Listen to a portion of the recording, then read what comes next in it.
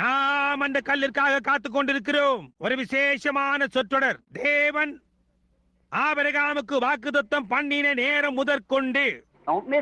இதை தவறவிட வேண்டாம். தேவன் ஆபிரகாமுக்கு வாக்குத்தத்தம் பண்ணின நேரம் முதற்கொண்டு. ஆதியாகமம் 12:3. கிறிஸ்துவானவர் யூதர்களால் புறக்கணிக்கப்படும் வரைக்குமாய் கிபி 33. கலாத்தியர் 3:16-17 படியாகவும் அஷர்ஸின் எபிரேயர்களுக்கான நாளாகமத்தின்படியாகவும் தேவனுடைய வல்லமையானது சரியாக 1954 வருடங்கள் யூதர்களோடு இருந்ததாம். தேவன் யூதர்களோடு 1954 வருடங்கள் இடைப்பட்டார். இது யூதர்களுடைய நாளாகமத்தின்படியும் கலாத்தியர் 3:16-17 படியேயும்.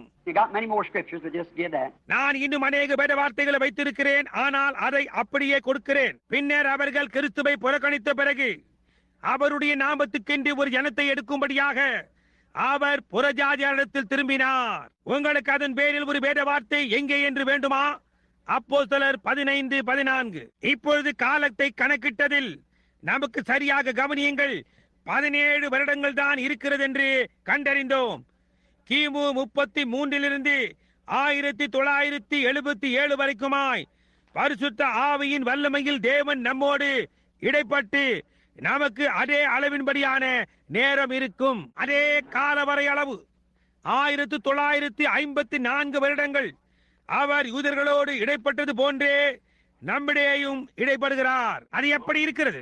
இப்பொழுது உங்கள் புத்தகத்தில் குறித்துக் கொள்ளுங்கள். நான் இங்கே உங்களுக்கு ஒரு சிறிய வேத வார்த்தையை கொடுக்க விரும்புகிறேன். லேவியராகமம் 25 அதிகாரம் 8 வசனம் துவங்கி ஒவ்வொரு 49 வருஷத்துக்கும் தேவன் ஒரு யூபிலியை அழைக்கிறார். 50வது வருடம் ஒரு யூபிலியாகும். நாம் அதை அறிந்திருக்கிறோம், நாம் அதை புரிந்து கொண்டோம். லேவியராகமம் 25:8 முதல் யூபிலிருந்து கிபி 1977 முடிய 70 யூபிலிகள் ஆகின்றது.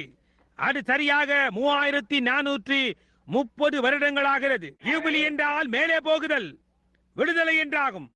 அந்த சந்தோஷமான 1000 வருட அரசாட்சியின் நாளின் வருகைக்காக நாங்கள் காத்துக் கொண்டிருக்கிறோம். அப்போது நம்முடைய ஆசீர்வதிக்கப்பட்ட கர்த்தர் வந்து காத்துக் கொண்டிருக்கிற அவருடைய மனவாட்டியை எடுத்துக்கொண்டு போவார். அந்த இனிமையான விடுதலையின் நாளுக்காக உலகமானது வேதனைப்பட்டுக் கொண்டும் அழுது கொண்டும் இருக்கிறது. அப்போது நம்முடைய இரட்சகர் மீண்டுமாக பூமிக்கு திரும்பி வருவார். உங்களுக்கு அது புரிகின்றதா? யூதர்களோடு தேவன் இடைப்பட்ட அதே கால வரையளவின்படியே தேவன் நம்மோடும் சரியாக இடைப்பட்டார். அவர் ஆபிரகாமுக்கு வாக்குத்தத்தத்தை கொடுத்த நேரம் முதற்கொண்டு கிபி 33 மேசியா புறக்கணிக்கப்படும் வரைக்கும் 1954 வருடங்களானது. இப்பொழுது நமக்கு இன்னும் 17 வருடங்கள் விடப்பட்டிருக்கிறது. நமக்கு சுமார் 1954 வருடங்கள் இருந்தது. 1977 வரைக்குமாய் நமக்கு இன்னும் 17 வருடங்கள் தான் இருக்கிறது. அது யூபிலி துவங்கி 70வது யூபிலியாயிருக்கும். அது என்னவாயிருக்கும்? சகோதரனே, இப்போது கூர்ந்து கவனியுங்கள். இதை தவறவிடாதீர்கள். அது புறஜாதி மனவாட்டி உயிரை எடுத்துக் கொள்ளப்படுதலும் யூதர்களுக்கான கிறிஸ்துவின் வருகையுமான யூபிலியா இருக்கும். அவர்கள் அப்பொழுது அடிமைத்தனத்திலிருந்து விடுதலை ஆவார்கள். ஆமென். உங்களுக்கு அது புரிகின்றதா? எல்லா உலகத்தில் இருந்தும் அவர்கள் அங்கே அந்த நாளுக்கென்று ஒன்று கூடி வந்திருக்கிறார்கள். என்ன நாம் எங்கே இருக்கிறோம் என்று பாருங்கள். அது எந்த சமயத்தில் சம்பவிக்கும் என்று நமக்கு தெரியாது. நாம் கடைசி நேரத்தில் இருக்கிறோம்.